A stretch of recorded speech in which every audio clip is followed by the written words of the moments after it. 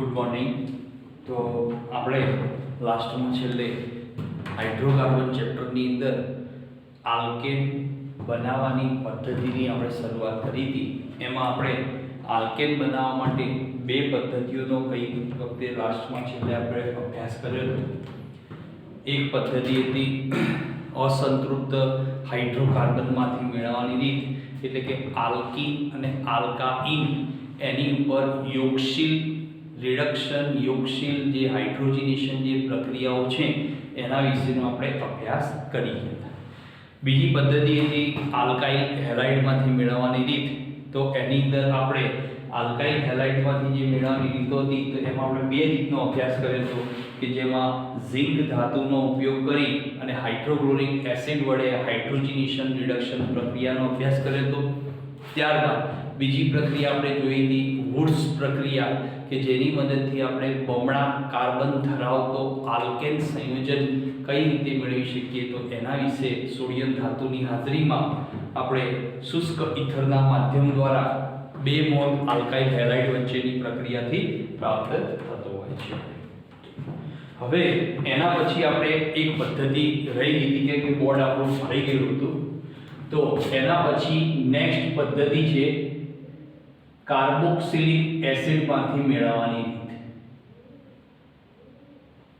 કે આલ્કેનને પ્રાપ્ત કરવા માટેની જે પદ્ધતિઓ છે એમાં આપણે વાત કરીએ કાર્બોક્સિલિક એસિડમાંથી કઈ રીતે મેળવવો. તો એના વિશે આપણે થોડોક અભ્યાસ કરીએ. તો એની અંદર આપણે બે પ્રકારે મેળવીશું. એમાં પહેલી પદ્ધતિ છે જેને કહેવાય છે ડી કાર્બોક્સિલેશન તરીકે ઓળખવામાં આવે છે. પદ્ધતિનું નામ છે ડી કાર્બોક્સિલેશન પદ્ધતિ કહેવાય છે. હવે આ પદ્ધતિમાં તો અહીંયા શું કરવામાં આવે છે કે કોઈ પણ પ્રકારનો કાર્બોક્સિલિક એસિડ લેવામાં આવે છે. સમજો, પ્રક્રિયા એકદમ સરળ રીતે શીખવાડો તમને કે કોઈ પણ પ્રકારનો કાર્બોક્સિલિક એસિડ, R એટલે આલ્કાઇલ સમૂહ, ગમે તેટલા કાર્બન વાળો હોઈ શકે. એની આપણે પ્રક્રિયા કોની સાથે કરવાની છે? તો પદાર્થ છે NaOH અને વત્તા કેલ્શિયમ ઓક્સાઇડ, બરાબર. આનું મિશ્રણ ધરાવતો પદાર્થ જેનું નામ થાય છે સોડા લાઇમ કહેવાય છે. આ પદાર્થનું નામ શું છે? સોડા લાઇમ કહેવાય છે.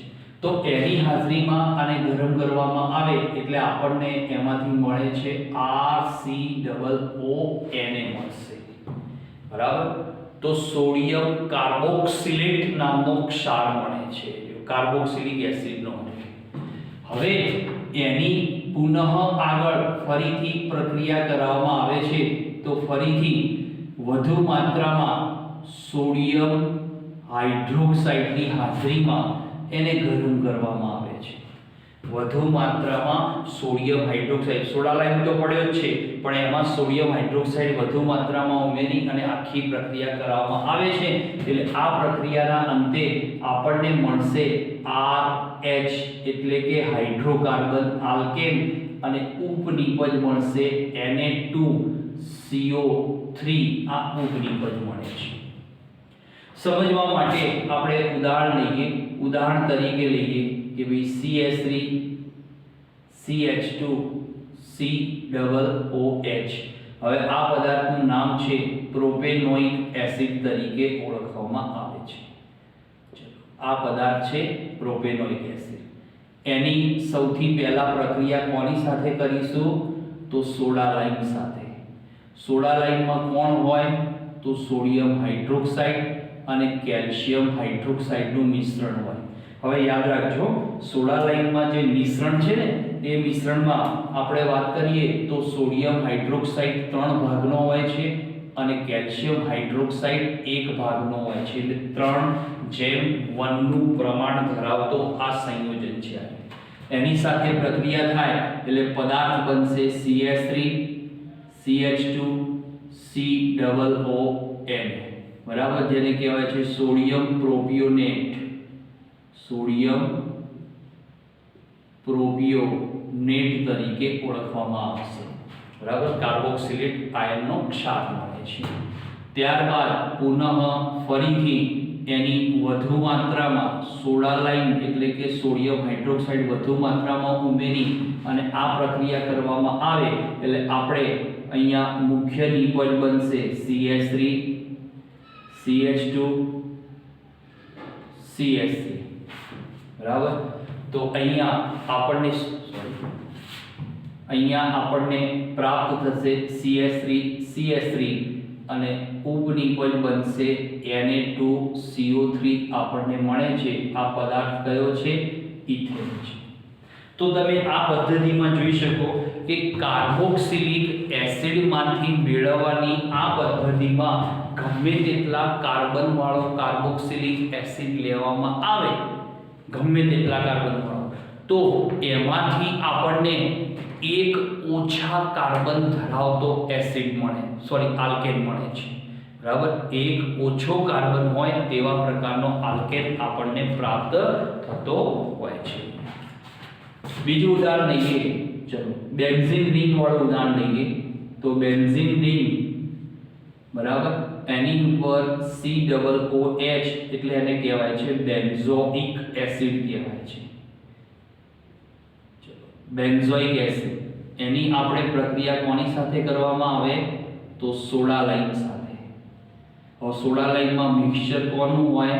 તો સોડિયમ હાઇડ્રોક્સાઇડ વત્તા કેલ્શિયમ હાઇડ્રોક્સાઇડ, એની હાજરીમાં આપણે અહીંયા એને ગરમ કરીએ તો આપણને પદાર્થ બનશે સોડિયમ બેન્ઝોએટ તરીકે ઓળખાય છે, COON. બરાબર, આ પદાર્થનું નામ છે સોડિયમ બેન્ઝોએટ તરીકે ઓળખવામાં આવે છે.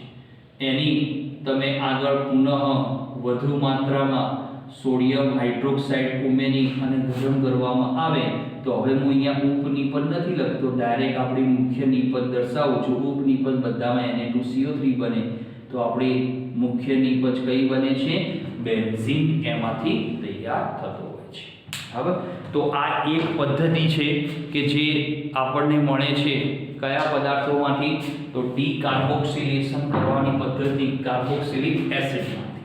હવે સેકન્ડ બીજી પદ્ધતિ છે જેને કહેવાય છે કોલ્બે વિદ્યુત વિભાજન પદ્ધતિ કહેવાય છે, કે કોલ્બે વિદ્યુત વિભાજન પદ્ધતિ. એની મદદથી આપણે શું મેળવીએ છીએ? તો આલ્કેન વર્ગના સંયોજનો મેળવી શકાય. તો એ મેળવવા માટે અહીંયા શું કરવામાં આવે છે કે આ પદ્ધતિમાં કાર્બોક્સિલિક એસિડનો સોડિયમ ધાતુ ધરાવતો ક્ષાર લેવામાં આવે છે, જે આપણે બની ગયું અહીંયા બને ને આ રીતે. બરાબર, તો કાર્બોક્સિલિક એસિડનો સોડિયમ ધાતુ વાળો ક્ષાર લઈ એને આપણે શું કરવામાં આવે છે? જલીય દ્રાવણનું વિદ્યુત વિભાજન કરવામાં આવે છે.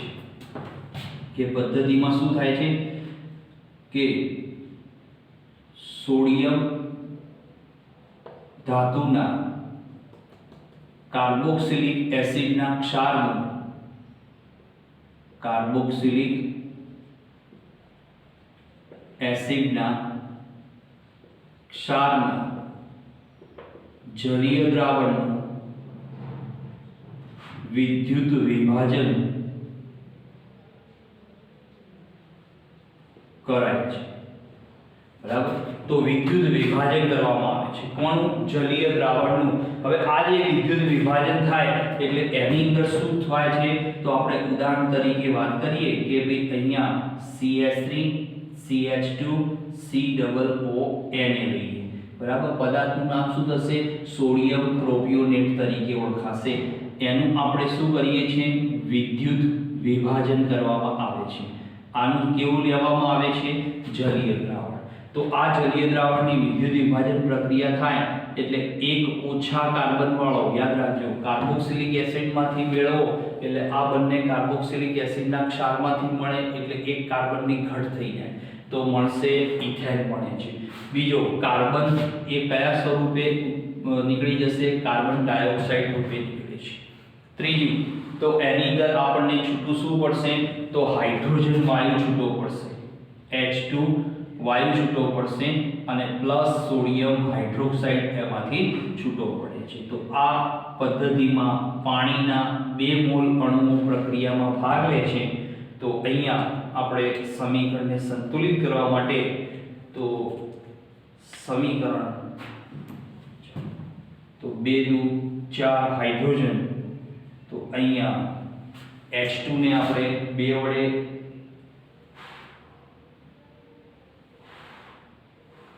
નહીં ગુણાય.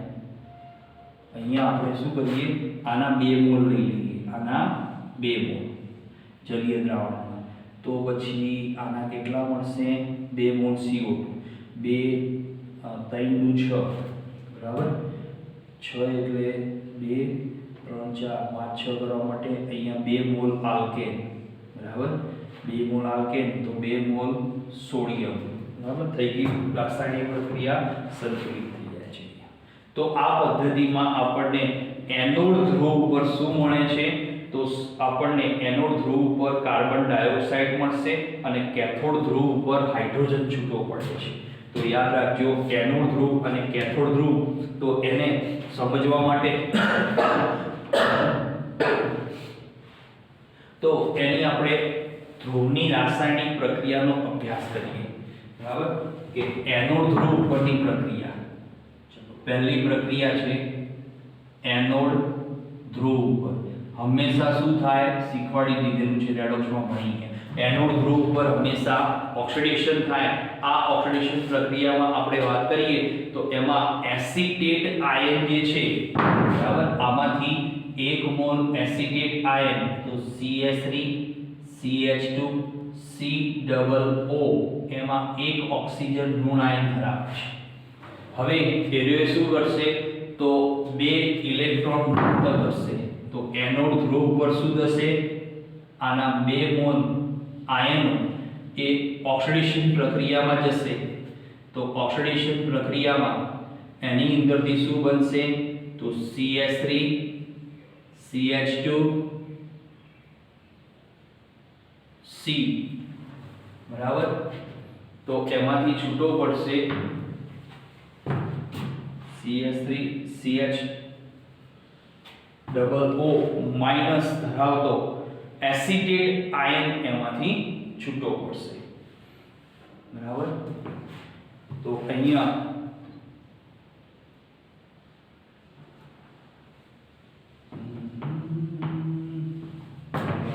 ભૂલ કરી છે. અહીંયા આપણે CH3 2 કાર્બન વાળો લીધો, 3 કાર્બન લીધા ને, એટલે અહીંયા 3 કાર્બન વાળો છૂટો પડશે, બરાબર. તો 3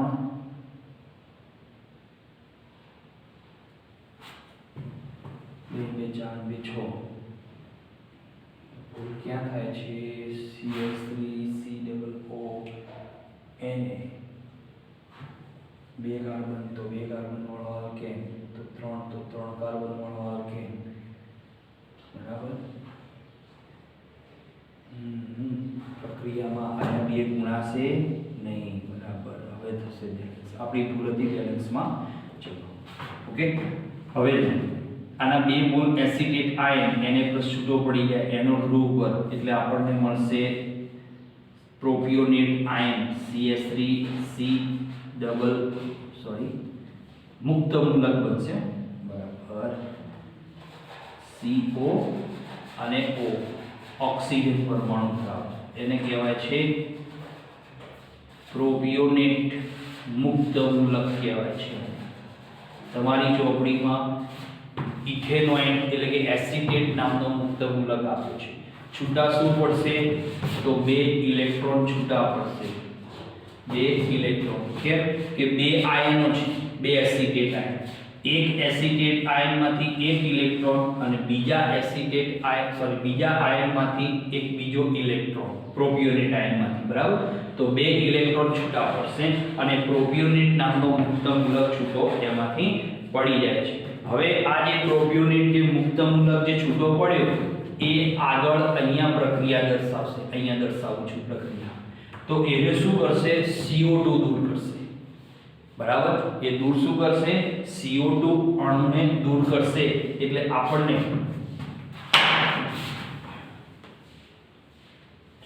પ્રક્રિયા સમીકરણમાં આના 2 મોલ, બરાબર, કેમ કે 2 મોલ લીધા એટલા માટે. ઓકે, તો હવે અહીંયા તમે જુઓ, હવે શું થશે કે આપણને મળશે CH3CH2 કાર્બન ઉપર એક ઇલેક્ટ્રોન ધરાવતો, બરાબર, અને વત્તા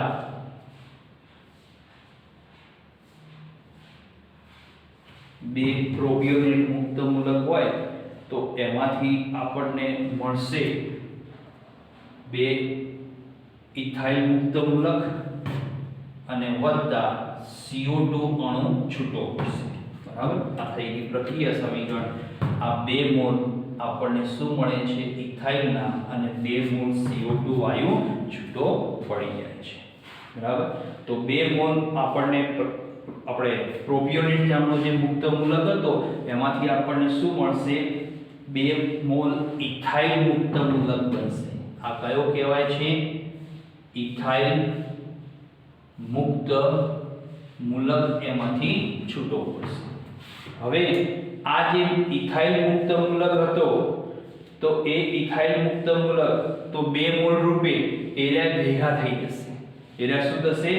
ભેગા થશે, એટલે એની અંદરથી આપણને પ્રાપ્ત થશે આલ્કેન મળશે.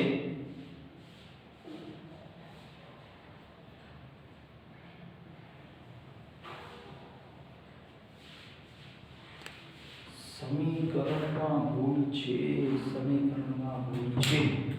ફરીથી જોઈએ. આમાં ભૂલ છે, આ ઉપરોક્ત પહેલું સમીકરણ ભૂલવાળું છે, કેમ કે એમાં બેલેન્સ થતું નથી.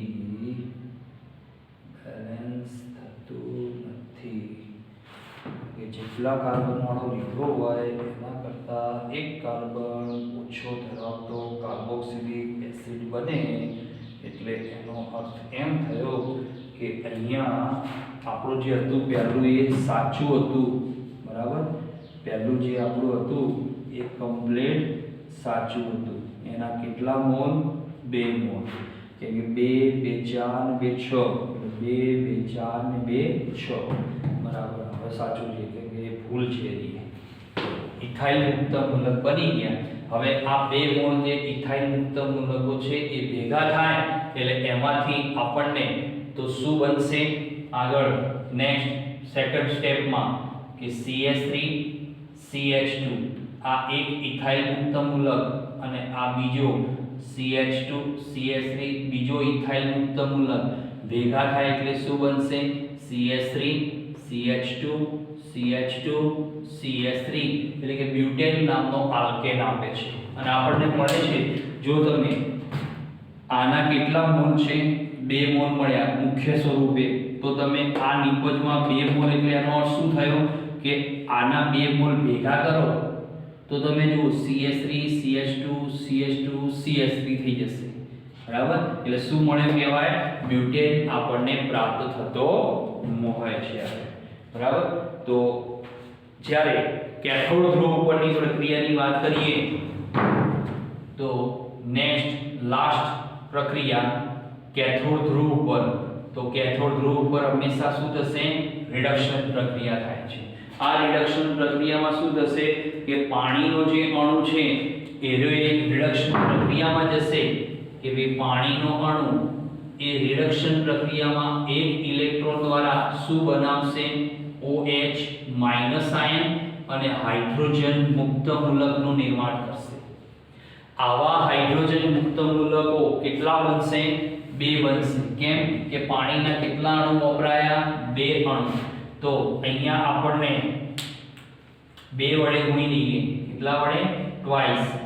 ટ્વાઇસ ઇલેક્ટ્રોન, ટ્વાઇસ OH અને 2 હાઇડ્રોજન પરમાણુના મુક્ત મૂલકો બન્યા. હવે આગળ સેકન્ડ સ્ટેપમાં કે 2H પરમાણુના મુક્ત મૂલકો ભેગા થઈને શું બનાવશે? H2 વાયુ બનાવે છે. એટલે કેથોડ ધ્રુવ પર શું ઉત્પન્ન થાય છે? હાઇડ્રોજન વાયુનું નિર્માણ થાય છે. ફરીથી લઈ લો સમીકરણ. જો કે કોલ્બે વિદ્યુત વિભાજન પદ્ધતિમાં સોડિયમ ધાતુનો કાર્બોક્સિલિક એસિડનો ક્ષારનું જલીય દ્રાવણ બનાવવામાં આવે છે. અને એનું વિદ્યુત વિભાજન એનોડ અને કેથોડ ધ્રુવ મૂકીને કરવામાં આવે છે. એમાં આપણે 3 કાર્બન વાળો લીધો તો આપણને એના કરતા એક ઓછા કાર્બન વાળો આલ્કેન મળશે, પણ કેટલા મોલ મળે છે? 2 મોલ મળે છે. એક કાર્બન CO2 માં જશે, H2 અને NH બનાવશે. હવે એનોડ ઉપર શું થાય? આનો જે આયન છે કાર્બોક્સિલેટ આયન, બરાબર, કયો છે કાર્બોક્સિલેટ આયન? તો પ્રોપિયોનેટ છે. તો એની મદદથી આપણને પ્રોપિયોનેટ મુક્ત મૂલક બનશે, CO2 દૂર જશે એટલે ઇથાઇલ મુક્ત મૂલકના 2 મોલ મળશે. એ 2 મોલ ભેગા થાય એટલે આલ્કેન કયો બને? બ્યુટેન બનતો હોય છે. જ્યારે કેથોડ ધ્રુવ ઉપર આપણને હાઇડ્રોજન એમાંથી છૂટો પડતો હોય છે. તો આ પદ્ધતિ આપણે કાર્બોક્સિલિક એસિડ મેળવવા માટેની, એમાંથી આલ્કેન મેળવવાની આ પદ્ધતિ આપણી પૂરી થાય છે.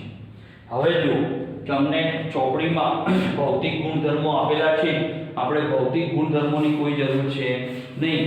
કેમ કે ભૌતિક ગુણધર્મોમાં કે ભાઈ આલ્કેનના ભૌતિક ગુણધર્મો કેવા કે ભાઈ એક પરમાણુથી 3 કાર્બન પરમાણુ ધરાવતા આલ્કેન કેવા હોય છે? વાયુ સ્વરૂપમાં હોય છે. મિથેન, ઇથેન, પ્રોપેન વાયુ રૂપે હોય છે.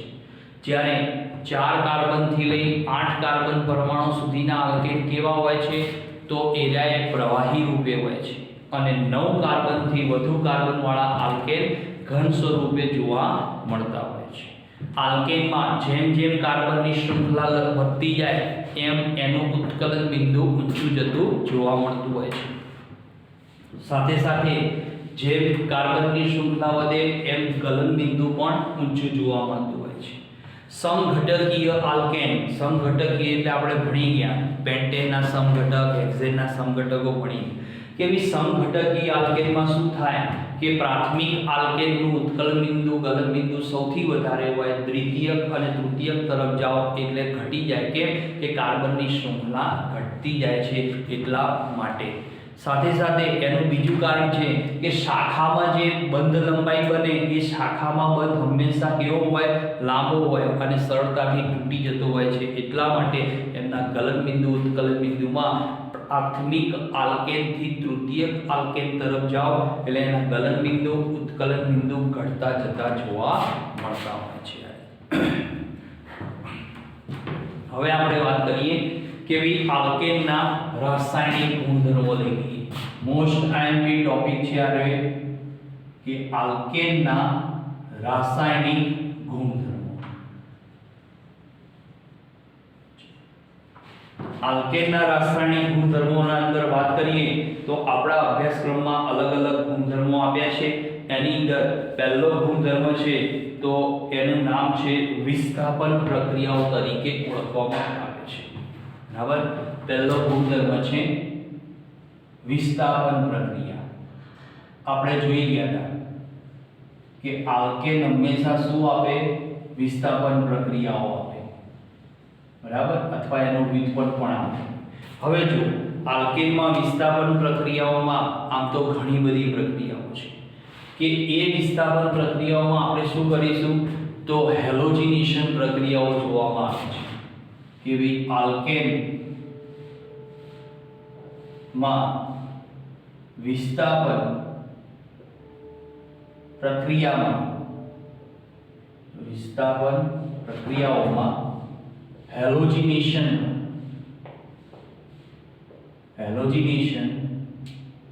કરવા માટે ફોટોન ઊર્જાની હાજરીમાં, કોની?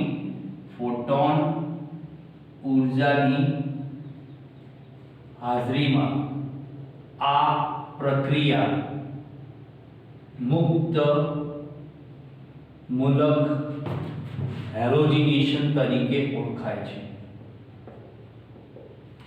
મુક્ત મૂલક હેલોજિનેશન તરીકે થાય છે. તો જો આલ્કેનમાં વિસ્થાપન પ્રક્રિયાઓ થશે એમાં હેલોજિનેશન પ્રક્રિયાઓનો આપણે અભ્યાસ કરીએ છીએ. એમાં હેલોજિનેશનમાં આપણે જે પ્રક્રિયાઓની વાત કરીએ તો હેલોજિનેશનમાં કઈ કઈ પ્રક્રિયાઓ થાય તો હેલોજિનેશનમાં Cl2 અને Br2 સાથેની પ્રક્રિયાઓ થાય છે. ફ્લોરિન અને આયોડિન આ પ્રક્રિયા આપી શકતા નથી હોતા, કેમ કે આની જે નિપજો બને એ સ્થાયી નથી રહેતી. ફ્લોરિનની નિપજો સ્થાયી નથી, આયોડિનની નિપજો બને ખરી, પણ શું થાય કે આયોડિન સાથેનો જે કાર્બનનો જે બંધ લંબાઈ કેવી હોય તમને સમજાઈ ગયું, વધુ હોય, બરાબર, કેમ કે આયોડિન મોટા કદનો પરમાણુ છે એના કારણે. તો એની કાર્બન સાથેની બંધ લંબાઈ વધી જાય એટલે વધુ સમય સ્થાયી રહી શકતા નથી. તો આપણે આલ્કેનમાં ક્લોરિનેશન બ્રોમિનેશન પ્રક્રિયાઓ થાય છે, પણ કોની હાજરીમાં થાય છે? ફોટોન ઊર્જાની હાજરીમાં. હવે ફોટોન ઊર્જા એટલે શું કહેવાય? તો ફોટોન ઊર્જા એને આપણે યુવી લાઇટ કહીએ છીએ, કે ફોટોન ઊર્જા, બરાબર, જેને આપણે કેવી કહીએ છીએ? યુવી લાઇટ તરીકે ઓળખીએ છીએ, અને એને આપણે કયા સ્વરૂપે દર્શાવીએ છીએ? h મ્યુ વડે દર્શાવવામાં આવે છે. પ્રકરણ નંબર 2 માં સમજાય તો તમને, બરાબર. તો h મ્યુ ની હાજરીમાં આખી આ પ્રક્રિયા થતી જોવા મળતી હોય છે. એ સિવાય બીજી પ્રક્રિયા એની અંદર થાય છે કે જેની અંદર આપણે હેલોજિનેશનમાં બીજી એક પ્રક્રિયા જોવા મળે છે કે જેમાં તાપમાનની હાજરીમાં પણ પ્રક્રિયા થાય છે. અને એ તાપમાનની હાજરીમાં કે બીજી એક વિભાગ છે તાપમાનની હાજરીમાં. આ જે તાપમાનની હાજરીમાં પ્રક્રિયા થાય એ 573 થી લઈ અને 775 કેલ્વિન કરતા ઊંચા તાપમાને આ પ્રક્રિયાઓ જોવા મળતી હોય છે, બરાબર. હવે આ પ્રક્રિયાઓ કઈ રીતે થાય તો એને આપણે સમજવા માટે શું કરીએ કે ભાઈ હેલોજિનેશન પ્રક્રિયાની અંદર આપણે થોડો અભ્યાસ કરીએ કે ભાઈ હેલોજિનેશન પ્રક્રિયામાં તો સૌથી પહેલા આપણે પ્રક્રિયામાં ઉદાહરણ તરીકે લઈએ મીથેન. ચલો, મીથેનનું આપણે શું કરીએ? ક્લોરિનેશન. હવે આ ક્લોરિનેશન જે પ્રક્રિયા થાય તો એ ક્લોરિનેશન પ્રક્રિયામાં શું બનશે? તો એક ક્લોરીન જોડાશે, એક હાઇડ્રોજનનું વિસ્થાપન કરીને HCl દૂર કરશે, બરાબર. હજુ પણ આગળ આ પ્રક્રિયા થાય CH3Cl, એની ફરીથી ક્લોરિનેશન પ્રક્રિયા શક્ય બનશે કોની હાજરીમાં? ફોટોન ઊર્જાની હાજરી, અથવા આ રીતે તાપમાન લખો તો પણ ચાલે. તો એમાંથી નિપજ બનશે ડાયક્લોરોમિથેન, HCl છૂટો પડશે. આ ક્લોરોમિથેન, ડાયક્લોરોમિથેન. ફરીથી ડાયક્લોરોમિથેનની આગળ પુનઃ પ્રક્રિયા થશે તો એ પણ ફોટોન ઊર્જાની હાજરીમાં, એટલે શું બનશે? CHCl3. એને આપણે ક્લોરોફોર્મ કહીએ છીએ અથવા ટ્રાયક્લોરોમિથેન પણ કહેવાય છે. હજુ પણ આગળ એની પ્રક્રિયા થશે CHCl3, એની Cl2 સાથેની આ પુનઃ પ્રક્રિયા ફોટોન ઊર્જાની હાજરીમાં, તો એમાંથી બનશે CCl4 અને HCl પુનઃ છૂટો પડશે. શું કરે છે કે એક ક્લોરીન પરમાણુ એક હાઇડ્રોજનનું વિસ્થાપન કરતો જાય છે.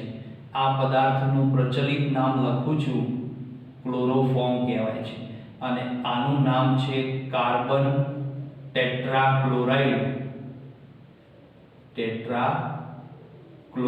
જેનું બીજું નામ છે પાયરીન કહેવાય છે, બરાબર. અગ્નિશામકમાં વાપરવામાં આવતો હોય છે. તો આ રીતે આપણને સ્ટેપ બાય સ્ટેપ આપણને શું મળશે? ક્લોરોમિથેન, ડાયક્લોરોમિથેન, ટ્રાયક્લોરોમિથેન, ટેટ્રાક્લોરોમિથેન આવી નિપજો આપણને મળતી હોય છે. હવે આનું વિસ્થાપન થાય નહીં, એટલે કે CCl4 નું હવે વિસ્થાપન પ્રક્રિયા થતી નથી. હવે આ જે વિસ્થાપન પ્રક્રિયા થઈ તો એ વિસ્થાપન પ્રક્રિયાને આપણે શું કરીએ કે સમજવા માટે એની ક્રિયાવિધિનો તબક્કોનો અભ્યાસ કરીએ, કે ભાઈ એની ક્રિયાવિધિના તબક્કાનો અભ્યાસ કરીએ કે કઈ રીતે આખી આ પ્રક્રિયા આગળ વધતી હોય છે. તો જો સૌથી પહેલું તો અર્થઘટન નથી લખતો, ચોપડીમાં બધું લખાણ આપેલું છે કે પહેલા તબક્કામાં શું થશે કે ક્લોરીન, આ જે ક્લોરીન છે એ ક્લોરીન એમાંથી H મ્યુ ફોટોન ઊર્જાની હાજરીમાં અહીંયા એનું શું બનશે? 2 ક્લોરીન મુક્ત મૂલકો બનશે. આ એક Cl મુક્ત મૂલક અને બીજો Cl મુક્ત મૂલક. હવે એની અંદર મિથેન CH4 એક ક્લોરીનના મુક્ત મૂલક સાથે પ્રક્રિયા કરશે. કોની હાજરીમાં? ફોટોન ઊર્જાની હાજરીમાં. તો એક ક્લોરીનનો મુક્ત મૂલક એક હાઇડ્રોજનનું શું કરશે? દૂર કરે, એટલે એને વિસ્થાપન કર્યું કહેવાય. તો એક હાઇડ્રોજન દૂર થાય એટલે થશે CH3, બરાબર.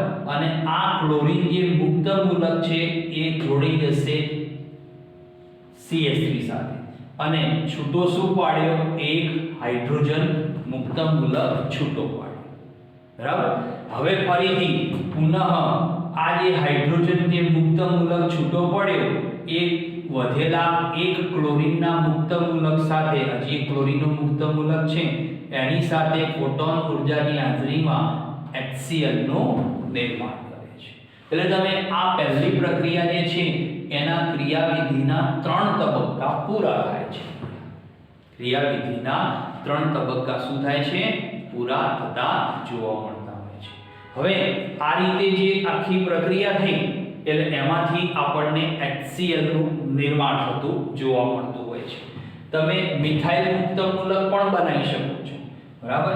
ચલો હવે એ રીતે તમને ચોપડીમાં મિથાઇલ મુક્ત મૂલકની પણ પ્રક્રિયા આપી છે, એ પણ તમે લખો તો એ પણ સાચી છે, આ પ્રમાણે કરો તો પણ સાચી છે. તો આ રીતે આખી ક્રિયાવિધિનો તબક્કો જોવા મળે. ફરીથી CH3Cl Cl2 સાથે પ્રક્રિયા કરે એટલે એમાં સ્ટેપ બાય સ્ટેપ ક્રિયાવિધિના ફરી પાછા 3 થી 4 તબક્કા થાય અને શું બનશે? CH2Cl2 નામની નિપજનું નિર્માણ કરતા હોય છે, બરાબર. આ રીતે સ્ટેપ બાય સ્ટેપ આખી પ્રક્રિયા જે જાય છે અને એ પ્રક્રિયા આગળ જઈ અને પુનઃ પૂરી થતી જોવા મળતી હોય છે આ રીતે, બરાબર. જે ચોપડીમાં તમને સમજાવ્યું છે, આપણે બહુ વધારે ડીપમાં જતા નથી. હવે આ જે આખી જે પ્રક્રિયા છે તો એ પ્રક્રિયામાં તો આપણે વાત કરીએ કે ભાઈ એમાં પ્રક્રિયાનો જે વેગનો ક્રમ છે આલ્કેન સંયોજનોમાં, બરાબર. તો આલ્કેન સંયોજનોમાં કે આલ્કેનમાં આ પ્રક્રિયાનો વેગનો ક્રમ, તો પ્રક્રિયાનો વેગનો ક્રમ તો તૃતીય ક્રમથી લઈ એટલે કે 1 ડિગ્રી તરફ જાઓ, બરાબર. એટલે ધીમે ધીમે એ ક્રમ ઓછો થતો જોવા મળતો હોય છે, બરાબર. તો પ્રક્રિયાના વેગનો ક્રમ તો તૃતીયક આલ્કેન થી લઈ અને પ્રાથમિક આલ્કેન તરફ જાઓ એટલે ધીમે ધીમે ક્રમશઃ ઘટતો જતો જોવા મળતો હોય છે. ચલો હવે તો જે રીતે વિસ્થાપન પ્રક્રિયાઓ થાય છે, હવે આ વિસ્થાપન પ્રક્રિયાઓમાં આપણે વાત કરીએ તો ભાઈ ફ્લોરિન, તો ફ્લોરિનની પણ પ્રક્રિયાઓ થાય છે, આયોડિન તરફ પણ એ પ્રક્રિયાઓ વધતી જતી જોવા મળતી હોય છે, બરાબર. તો એ પ્રક્રિયાઓ જે જોવા મળે છે તો એની અંદર કે ભાઈ ફ્લોરિન થી આયોડિન તરફ આ જે પ્રક્રિયાઓ થાય તો એમાં જે ફ્લોરિન છે એ ફાસ્ટ પ્રક્રિયાઓ છે, પણ એની જે નિપજો છે એ લાંબો સમય સ્થાયી રહી શકતી નથી હોતી. જ્યારે આયોડિન તરફ જાઓ તો એ જે પ્રક્રિયાઓ છે એ પ્રક્રિયાઓ આપણને કેવી મળે છે? સ્થાયી અવસ્થામાં જોવા મળતી હોય છે, બરાબર. તો અહીંયા આલ્કેન એના વિસ્થાપન પ્રક્રિયાઓના વિશિષ્ટ ગુણધર્મોનું નિર્માણ કરે છે. ચલો સેકન્ડ, બીજી રાસાયણિક ગુણધર્મમાં જોવા મળશે દહનની પ્રક્રિયા. કે ભાઈ આલ્કેન રાસાયણિક ગુણધર્મોમાં બીજો આપણને ગુણધર્મ આપે છે, દહન પ્રક્રિયા રૂપે આપણને ગુણધર્મ આપે છે. તો દહનના ગુણધર્મની અંદર વાત કરીએ કે કોઈ પણ આલ્કેન સંયોજનો હોય, કોઈ પણ પ્રકારના મિથેન થી લઈ ડેકેન સુધીના કોઈ પણ આલ્કેન હોય તો એનું તમે ઓક્સિજનની હાજરીમાં દહન કરવામાં આવે તો હંમેશા CO2 અને H2O જ છૂટા પડે, બીજું કંઈ પણ છૂટું પડે નહીં. સાથે ઉષ્મા ઉર્જાનો જથ્થો છૂટો પડે છે. કે કોઈ પણ આલ્કેન હોય કે ભાઈ અહીંયા હું એક વિધાનમાં જ સમજાવી દઉં કે કોઈ પણ આલ્કેનનું O2 ની હાજરીમાં દહન કરાય તો CO2 અને H2O તથા પુષ્કળ માત્રામાં ઉષ્માનો જથ્થો છૂટો પડે છે. જે ઉષ્મા ક્ષેપક પ્રક્રિયાનો ભાગ છે. ઉષ્મા ક્ષેપક પ્રક્રિયાનો શું કહેવાય છે? ભાગ તરીકે ઓળખવામાં આવતી હોય છે. તો અહીંયા કોઈ પણ આલ્કેનનું તમે ઓક્સિજનની હાજરીમાં દહન કરો એટલે ઉષ્માનો જથ્થો છૂટો પડી જાય. તો એની અંદર ઉદાહરણ તરીકે જોઈએ, ઉદાહરણ તરીકે કે CH4 એનું તમે ઓક્સિજનની હાજરીમાં દહન કરો એટલે શું છૂટું પડે? CO2 H2O અને સાથે સાથે એન્થાલ્પી છૂટી પડે છે -890 કિલોજૂલ પ્રતિ મોલ જેટલી ઊર્જા છૂટી પડે છે. 890 કિલોજૂલ પ્રતિ મોલ જેટલી ઊર્જા એમાંથી શું થાય છે? છૂટી પડતી જોવા મળતી. સમીકરણને આપણે સંતુલિત કરવા માટે વાત કરીએ તો અહીંયા 2 નું 4 ઓક્સિજન કરીએ, અહીંયા 2 વડે આ CO ફૂલ થઈ ગયું. તો ઉષ્મા ક્ષેપક પ્રક્રિયાનો ભાગ છે. એ જ રીતે કોઈ પણ આલ્કેન લઈ, પણ હવે દરેક આલ્કેન માટે એનું સામાન્ય સૂત્ર પ્રમાણે એનું જે દહન કરવામાં આવે તો આલ્કેનનું સામાન્ય સૂત્ર આપણે ભણી ગયા CnH2n+2 એનું ઓક્સિજનની હાજરીમાં આ દહન પ્રક્રિયા કરવામાં આવે તો આ દહનના અંતે આપણને શું મળશે? તો CO2 અને H2O નો જથ્થો મળે છે. તો CO2 વત્તા H2O નો જથ્થો મળશે. હવે આ સમીકરણ સામાન્ય સૂત્ર પ્રમાણે બધા આલ્કેન આવી ગયા. હવે એના સામાન્ય સૂત્ર પ્રમાણે એને આપણે સંતુલિત કરીએ તો carbon n times hydrogen 2n+2 તો અહીંયા આપણે મૂકીએ તો કેટલા મૂકીશું? તો 2n+2 થશે, હા બરાબર, n+1 કેમ કે આ બે છે એ તમે ગુણી નાખો, બે હાઇડ્રોજન અહીંયા ગુણી નાખો, 2n+2 થઈ ગયો બરાબર. અહીંયા ઓક્સિજન કેટલા થશે? તો ઓક્સિજન થશે 3n+1/2 આટલા ઓક્સિજન એનો વપરાશ થતો હોય છે. આ સમીકરણ તમારે યાદ રાખવાનું એટલે આપણને ખ્યાલ આવી જાય કે ભઈ દરેક જગ્યાએ આ પ્રક્રિયા એક સાથે થતી જોવા મળતી હોય છે. બીજું, અહીંયા આલ્કેનનું અપૂર્ણ દહન થાય તો યાદ રાખજો કે ભઈ કોઈ પણ આલ્કેનનું અપૂર્ણ દહન કરાય તો કાર્બન બ્લેક પદાર્થ જેને મેશ કહેવાય છે છૂટો પડે છે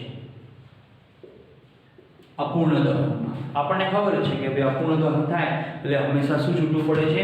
કાર્બન બ્લેક નામનો એક પદાર્થ છૂટો પડે છે. બીજા અર્થમાં આને કહેવાય કાર્બન કહેવાય, કોલસો ગમે તે કહો તમે, સો તરીકે ઓળખવામાં આવે છે. નેક્સ્ટ એના પછીનો ગુણધર્મ છે કે નિયંત્રિત ઓક્સિડેશન પદ્ધતિ. ત્રીજી પદ્ધતિ છે કે નિયંત્રિત ઓક્સિડેશન. હું આ રીતે લખું ને O એટલે આને કહેવાય ઓક્સિડેશન. જે પ્રક્રિયા છે એનો સંકેત તરીકે ઓળખવામાં આવતી હોય છે. ચલો, નિયંત્રિત ઓક્સિડેશનમાં શું થશે કે જેમાં કોપરની અથવા તો મેંગેનીઝ ડાયોક્સાઇડ એવા જે પદાર્થો છે એની હાજરીમાં આ પ્રક્રિયા થાય છે. આપણે 3 ઉદાહરણો આપ્યા છે એને સમજી લઈએ કે ભાઈ ઓક્સિડેશન પ્રક્રિયામાં ઓક્સિજન જ વપરાય બરાબર, પણ અહીંયા Cu રજની હાજરીમાં આખી પ્રક્રિયા થાય. કોપર ડસ્ટ કહેવાય છે. 523 કેલ્વિન તાપમાને 100 વાતાવરણના દબાણે આ પ્રક્રિયા થાય એટલે એમાંથી આલ્કોહોલ છૂટવા પડે છે. આ નિયંત્રિત ઓક્સિડેશન પ્રક્રિયામાં છૂટું શું પડશે? આલ્કોહોલ છૂટો પડશે. બીજી પ્રક્રિયા લઈએ. બીજું ઉદાહરણ આપ્યું છે કે મિથેનનું ફરીથી ઓક્સિડેશન કરવામાં આવે અન્ય પ્રક્રિયકની હાજરીમાં. જોજો, અન્ય પ્રક્રિયકની હાજરીમાં તો એ મોલિબ્ડેનમ ટ્રાયોક્સાઇડની હાજરીમાં, મોલિબ્ડેનમ MO2O3 ટ્રાયોક્સાઇડની હાજરીમાં આ દહન પ્રક્રિયા થાય, ઓક્સિડેશન પ્રક્રિયા, તો એમાંથી આપણને મળે છે HCHO બરાબર. આને કહેવાય છે મિથેનોલ, આને કહેવાય છે ફોર્માલ્ડિહાઇડ અથવા મિથેનોલ, મિથેનાલ પણ કહેવાય છે. ફોર્માલ્ડિહાઇડ વત્તા છૂટું પડશે તો H2O છૂટો પડશે, બરાબર। ત્યારબાદ તમે બે કાર્બન વાળો આલ્કેન હોય, કેટલા કાર્બન વાળો? બે કાર્બન વાળો આલ્કેન, એનું તમે ઓક્સિડેશન કરો છો, પણ જોજો પ્રક્રિયા અન્ય જૂથ બદલી જાય છે કે મેંગેનીઝ એસિટેટ की હાજરીમાં CH3COO ટ્વાઇસ આ પદાર્થનું નામ છે મેંગેનીઝ એસિટેટ તરીકે ઓળખવામાં આવે છે। તો એની હાજરીમાં આનું દહન થાય એટલે આપણને શું બનશે? CH3COOH વત્તા H2O, 2 મોલ શું બને છે? ઇથેનોઇક એસિડ બને છે, જેને આપણે એસિટિક એસિડ તરીકે પણ ઓળખીએ છીએ, બરાબર। ચલો પહેલું સમીકરણ આપણે એક વખત સંતુલિત કરી નાખીએ। તો પહેલું સમીકરણ તો 4 હાઇડ્રોજન 3 ને 1 4, બરાબર। ઓક્સિજન 2 છે, અહીંયા 2 વડે ગુણો તો 2 કાર્બન લેખે 8 હાઇડ્રોજન, તો અહીંયા પણ 8 હાઇડ્રોજન। ચલો સેકન્ડ સમીકરણ તો એ પણ બેલેન્સ છે। ત્રીજું સમીકરણ તો 2 મોલ અહીંયા અને 2 મોલ આ ઇથેન। હવે જુઓ તમે આ પ્રક્રિયાઓ શું કહેવા માંગે છે કે આ પ્રક્રિયામાં તમે આલ્કેનના કોઈપણ સંયોજનો હોય એની ઊંચા દબાણે હવાની હાજરીમાં અલગ અલગ તાપમાને અલગ અલગ પ્રક્રિયકોની હાજરીમાં પ્રક્રિયા થાય તો આપણને આ ટાઈપના પદાર્થોનું નિર્માણ થાય છે। એ સિવાય ધારો કે તમે તૃતીયક હાઇડ્રોજન પરમાણુ ધરાવતો આલ્કાઇલ સમૂહ લેવામાં આવે, બરાબર। તો તૃતીયક હાઇડ્રોજન પરમાણુ વાળો આલ્કેન, તો તૃતીયક CH3 CH3 CH3H, બરાબર। તો આ થઈ ગયો 2 મિથાઇલ પ્રોપેન, બરાબર, અથવા તૃતીયક બ્યુટાઇલ સમૂહ તરીકે પણ ઓળખવામાં આવે છે। તૃતીયક બ્યુટાઇલ લખીએ કે તૃતીયક બ્યુટેન અથવા નિયો બ્યુટેન પણ કહેવાય, નિયો બ્યુટેન તરીકે ઓળખવામાં આવે। હવે આની પ્રક્રિયા કરવામાં આવે છે, તો આ પ્રક્રિયા કરવામાં આવે કે MnO4 દ્વારા એનું ઓક્સિડેશન કરવામાં આવે। કે MnO4 પદાર્થ બહુ પ્રબળ ઓક્સિડેશન કરતા પદાર્થ છે, એની હાજરીમાં ઓક્સિડેશન થાય એટલે આપણને શું મળશે? તો તૃતીયક આલ્કોહોલ સમૂહ મળે છે, CH3 CH3 CH3OH, જેને આપણે કહીએ છીએ તૃતીયક બ્યુટાઇલ આલ્કોહોલ તરીકે ઓળખવામાં આવે છે। હવે તમે જોઈ શકો અલગ અલગ ઓક્સિડેશન કરતા પદાર્થોનો ઉપયોગ કરવામાં આવ્યો એટલે આપણને અલગ અલગ ટાઈપની નિપજોનું નિર્માણ થતું જોવા મળતું હોય છે। નેક્સ્ટ બીજી પ્રક્રિયા છે સમઘટકીકરણ પ્રક્રિયા તરીકે ઓળખવામાં આવે છે। ચોથો રાસાયણિક ગુણધર્મ છે સમઘટકીકરણ પ્રક્રિયા। આ પ્રક્રિયામાં તો શું મળે? આલ્કેનના વિવિધ સમઘટકો મળે છે, બરાબર। કે કોઈ પણ તમે સાદો આલ્કેન લઈ લો તો એની તમે સમઘટકીકરણ પ્રક્રિયામાં નિર્જળ એલ્યુમિનિયમ ક્લોરાઇડ HCl ની હાજરીમાં પ્રક્રિયા કરવામાં આવે તો આપણને એમાંથી સમઘટકો ધરાવતો આલ્કેન મળશે। ધારો કે આપણે લઈ લઈએ કે ભાઈ CH3 CH2 4 times CH3, આનું નામ છે નોર્મલ હેક્સેન કહેવાય છે। એની પ્રક્રિયા નિર્જળ AlCl3 HCl ની હાજરીમાં કરવામાં આવે તો આપણને અલગ અલગ ટાઈપના બે સમઘટકો બનશે। એક 2 મિથાઇલ પેન્ટેન મળશે, CH3 CH CH2 CH2 CH3, આપણને એક મળશે 2 મિથાઇલ વત્તા બીજો મળશે 3 મિથાઇલ, બરાબર। બીજો કયો મળશે? 3 મિથાઇલ પેન્ટેન, કે 2 મિથાઇલ પેન્ટેન અને આ મળે છે 3 મિથાઇલ પેન્ટેન નિપજોનું નિર્માણ થાય છે. તો એનો અર્થ એમ થયો કે અહીંયા આપણે જે આલ્કેન લઈશું એ આલ્કેન કેટલા મોલ વપરાય છે? આ સમઘટકીકરણ પ્રક્રિયામાં 2 મોલ આલ્કેનનો ઉપયોગ કરવામાં આવે છે. એમાંથી આપણને કેવી નિપજો મળે છે? અલગ અલગ ટાઈપના સમઘટકો ધરાવતી નિપજોનું નિર્માણ થતું જોવા મળે છે. એના પછી આલ્કેનનો નેક્સ્ટ રાસાયણિક ગુણધર્મ છે એરોમેટીકરણ પ્રક્રિયા કહેવાય છે. એરોમેટીકરણ એટલે કે ચક્રીયકરણ, જેને બીજા અર્થમાં કહેવાય છે, ચક્રમાં ફેરવવામાં આવે છે. હવે આ પ્રક્રિયા માટે અલગ અલગ 3 ઉદ્દીપકોની હાજરીમાં 773 કેલ્વિન તાપમાને 10 થી 20 વાતાવરણના દબાણે આખી આ પ્રક્રિયા થાય છે. બરાબર? આ પ્રક્રિયા થાય એટલે સૌથી પહેલા એમાં સાયક્લોહેક્સેનનું નિર્માણ થાય છે એરોમેટીકરણ પ્રક્રિયામાં. તો એરોમેટીકરણ પ્રક્રિયામાં આપણે પદાર્થ લઈએ CH3, CH2, CH2, CH2, CH2, CH3. બરાબર? આ પદાર્થ કયો છે? નોર્મલ હેક્સેન છે. કોની હાજરીમાં? તો પદાર્થ છે મોલિબ્ડેનમ ટ્રાયોક્સાઇડ. બરાબર?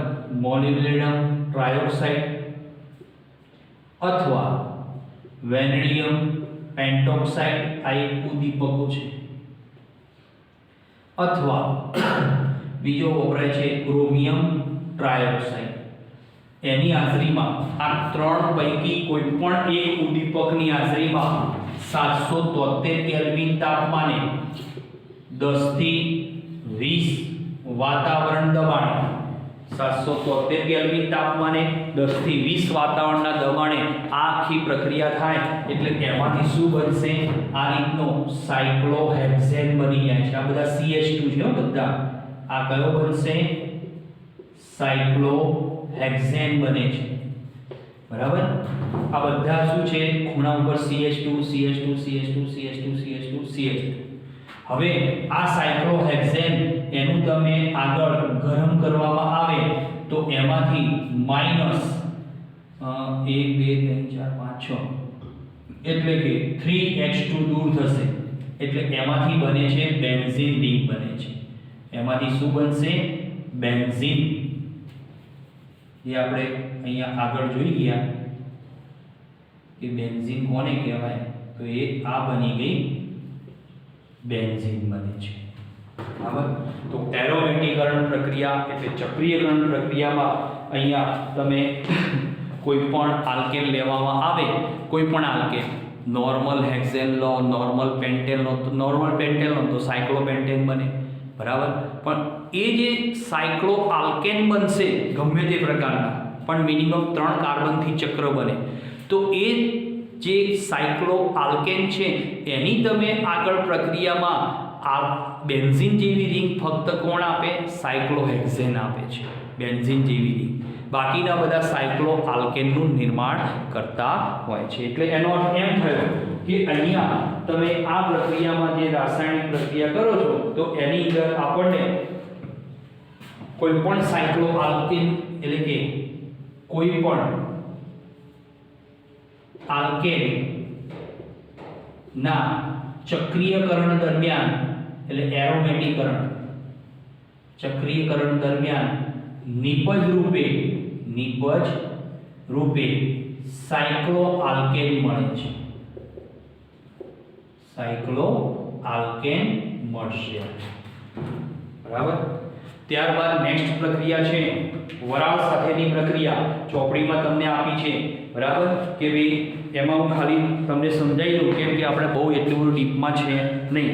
તો એ વરાળ સાથેની પ્રક્રિયા જો 1273 કેલ્વિન તાપમાને નિકલ ઉદ્દીપકની હાજરીમાં કોઈ પણ આલ્કેનનું તમે પ્રક્રિયા કરો એટલે શું બને?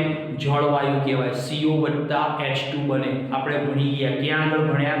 હાઇડ્રોજન ચેપ્ટરમાં આવી ગયા પ્રક્રિયા, વરાળ સાથેની પ્રક્રિયા. બરાબર? જેને આપણે શું કહેવાય છે કે આ પ્રક્રિયાથી જળવાયુ બને છે, CO + H2. ત્યારબાદ છેલ્લી પ્રક્રિયા છે ઉષ્મીય વિભાજન પ્રક્રિયા. હવે ઉષ્મીય વિભાજન પ્રક્રિયામાં તો અહીંયા C6H40 એટલે કે હેક્સેન છે, 773 કેલ્વિન તાપમાને એમાંથી જો C6H12 એટલે હેક્ઝીન કહેવાય, બરાબર, C4H8 C2H6 C3H6 C2H4 CH4 આ પ્રકારના નાના નાના ઘટકોમાં એનું શું થાય છે, રૂપાંતરણ થાય છે. એ જ રીતે તમને એક બીજી પ્રક્રિયા આપી છે કે આલ્કેનના ઉષ્મીય વિભંજનને એક મુક્તમૂલક પ્રક્રિયા કહેવાય છે. કેરોસીન તેલ, પેટ્રોલ તેલ, પેટ્રોલિયમ વાયુ આ બધી બનાવવામાં આ ઉષ્મીય વિભંજન પદ્ધતિનો સિદ્ધાંત રહેલો છે. 973 કેલ્વિન તાપમાને પ્લેટિનમ, પેલેડિયમ, નિકલ ઉદ્દીપકની હાજરીમાં હેપ્ટેન અને પેન્ટીનનું મિશ્રણ મળે. છેલ્લી પ્રક્રિયા જો તમને આપી છે ડોડેકેન C12H26 એની તમે આગળ પ્રક્રિયા જો આપી છે 973 કેલ્વિન તાપમાને પ્લેટિનમ, પેલેડિયમ, નિકલ ઉદ્દીપકની હાજરીમાં ગમે તે ઉદ્દીપક તો હેપ્ટેન મળે, પેન્ટીન મળે અને અન્ય નિપજો આપણને મળે છે, જે તમને અહીંયા ચોપડીમાં આખી પ્રક્રિયાઓ રૂપે સમજાયેલી છે. એટલે આપણે હવે એની અંદર બોર્ડ વર્ક આપણું પૂરું થઈ ગયું છે એટલે આપણે હવે લેતા નથી, કેમ કે ચોપડીમાં તમને એ પ્રક્રિયાઓ સરળતાથી સમજાવેલી છે એટલા માટે, બરાબર. તો છઠ્ઠી પ્રક્રિયા વરાળ સાથે પ્રક્રિયા, તો જળવાયુ બને, બરાબર. અને સાતમી પ્રક્રિયા આપી છે કઈ, ઉષ્મીય વિભાજન પ્રક્રિયા, કે જેમાં આલ્કેનનું નાના નાના નાના અલગ અલગ ઘટકોમાં શું થાય છે, વિભાજન થતું જોવા મળતું હોય છે. તો એ ટાઈપની પ્રક્રિયાઓ આપણને પ્રાપ્ત થાય છે. ઓકે, બરાબર. તો હવે આપણે આલ્કેનમાં નેક્સ્ટ ટાઈમ આપણે શું કરીશું, જે કન્ફર્મેશન જે વાત કરી હતી આપણે સમઘટકોમાં સમજાયું હતું, તો એમાં આપણે ઇથેનના કન્ફર્મેશન જે સૂત્રો છે એના વિશેનો આપણે થોડોક અભ્યાસ કરી અને સીધા આલ્કીન સંયોજનોમાં જતા રહીશું અને પછી એની અંદરના ગુણધર્મોનો અભ્યાસ કરીશું.